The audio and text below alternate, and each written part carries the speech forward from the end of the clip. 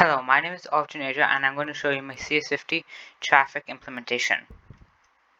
So it takes a while to load because it has to take every file and convert it to a list. So in the meanwhile, I'll show you my README.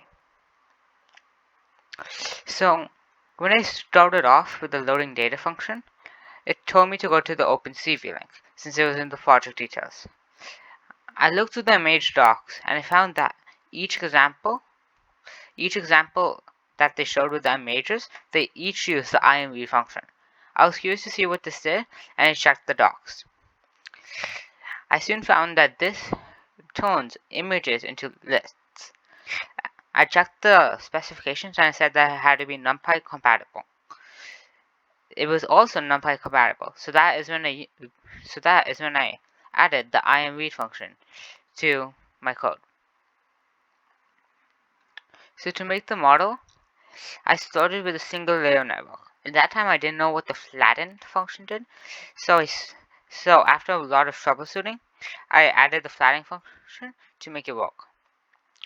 Trying to keep things simple, I added a convolutional layer and some max pooling. I decided to do 10 with the convolutional layer, and somehow, as soon as I started the small test set, I got 100%. I got some 100%, so I added some dropout. However, later I realized that I was using the wrong loss function. I was doing binary instead of category, but there were 63 categories. So I decided to try to fix it. When I first fixed it, I noticed the results were very low. So I went line by line trying to lower it.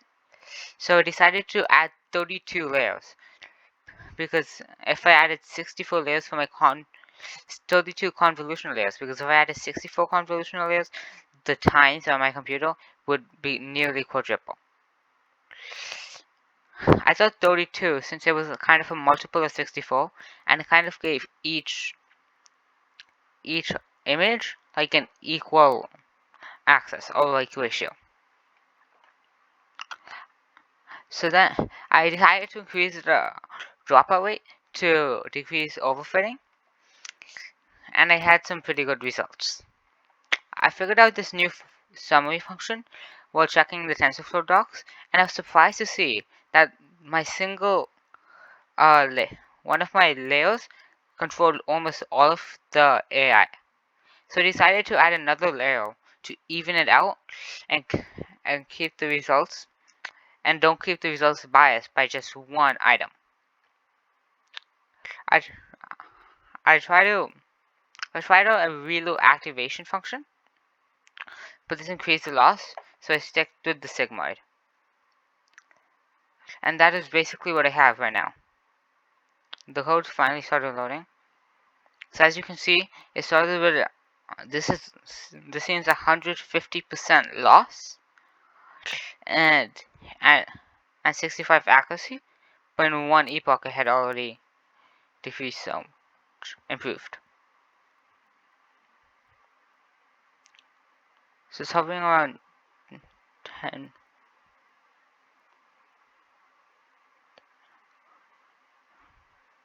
I have 50% dropout, so even though the accuracy is like 98%, I feel like if I take away more than half of the nodes, I'm kind of removing some of the computational effort to work that I can do. So yeah, I ended up with from 150% loss to 4.5%, and I have 98.9% accuracy. On the test set, I also have 4% loss and 98% accuracy. That's the summary of all of my code.